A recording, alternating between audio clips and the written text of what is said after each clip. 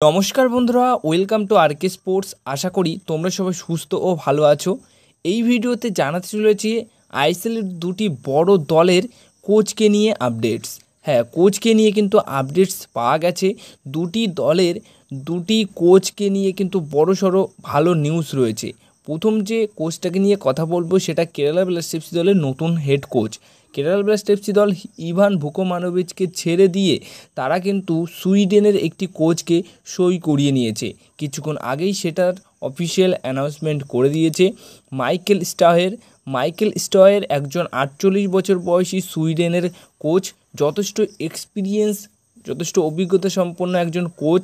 তিনি কিন্তু সুইডেনের যে লিগ রয়েছে সেখানে সেই লিগের কাপ জিতেছেন, সেই লিগের চ্যাম্পিয়ন্সও হয়েছেন।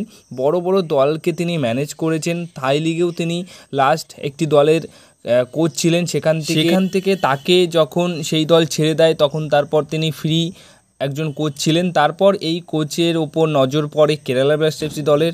তারপর কিন্তু এই কেরালা ব্লাস্টার্স এফসি দল তাকে সই করিয়ে নেয়।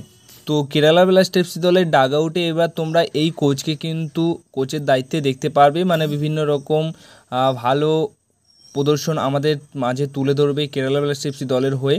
এবার নেক্সট আপডেট যেটা রয়েছে সবশেষে, সেটা হচ্ছে মোহনবাগান দলের কোচকে নিয়ে কিন্তু একটা বড়সড় আপডেটস পাওয়া গেছে। যেটুকু খবর ছিল বলেইছিলাম যে কোচ আন্তোনিও লোপেস আবাসি কিন্তু কোচের দায়িত্বে থাকতে পারেন যদি তার শারীরিক অবস্থা ঠিকঠাক থাকে, ফিটনেসটা খুব ভালো থাকে তাহলেই। তো এখন যেটুকু খবর রয়েছে যে আগামী মরশুমেও কোচ হিসেবে তিনি থাকছেন। আগামী 2 বছরের জন্য তার সাথে চুক্তি বাড়াচ্ছে মোহনবাগান দল, এমনটাই কিন্তু খবর রয়েছে। অর্থাৎ কোচ নিয়ে কিন্তু কোনো রকম পরিবর্তন হচ্ছে না। কোচ আন্তোনিও লোপেস আবাসি কিন্তু আগামী 2 বছর হেড কোচের দায়িত্বে থাকবেন, এমনটাই কিন্তু খবর রয়েছে।